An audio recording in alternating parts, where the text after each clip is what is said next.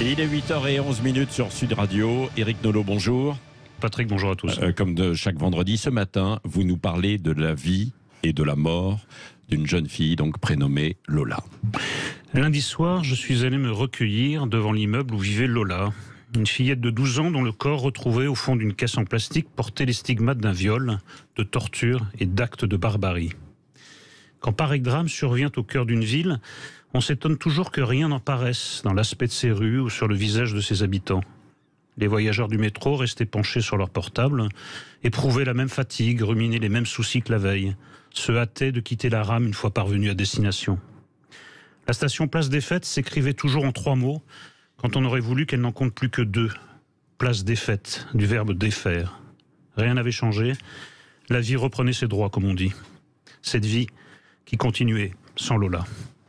Si le vent un peu trop chaud pour la saison était venu caresser son visage ce soir-là, en aurait-elle tout simplement apprécié la sensation ou, comme tant de jeunes filles de sa génération, se serait-elle inquiétée du dérèglement qu'il trahissait? Nul ne le saura jamais. La vie avait repris ses droits, la mort avait pris Lola.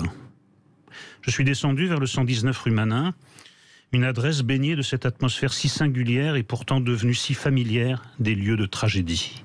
Beaucoup de fleurs, des petits mots laissés à la défunte, des larmes retenues au bord des paupières, des conversations à voix basse, où à l'émotion qu'un être si jeune ait été dépossédé de sa vie, se mêlait peu à peu l'indignation que certains s'efforcent en outre de la déposséder de sa mort. Qu'entendez-vous, Éric Nolot, par la déposséder de sa mort?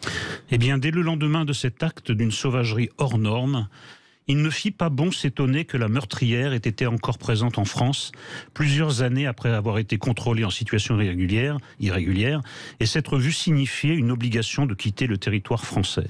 Ce double rappel des faits valait immédiatement d'être qualifié de démagogue, de charognard, d'être sur le champ accusé de récupération politique.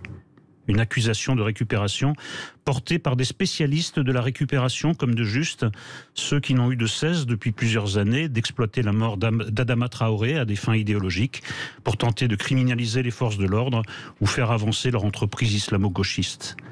Ne leur en déplaise, ce qu'ils voudraient évacuer sous l'étiquette fait divers est en réalité un fait de société qui soulève beaucoup de questions, des questions auxquelles les citoyens sont en droit d'exiger des réponses, sans être soupçonnés de faire le jeu d'on ne sait qui ou d'on ne sait quoi.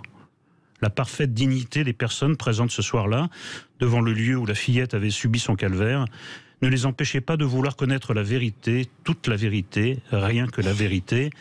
Cette vérité, les pouvoirs publics la leur doivent.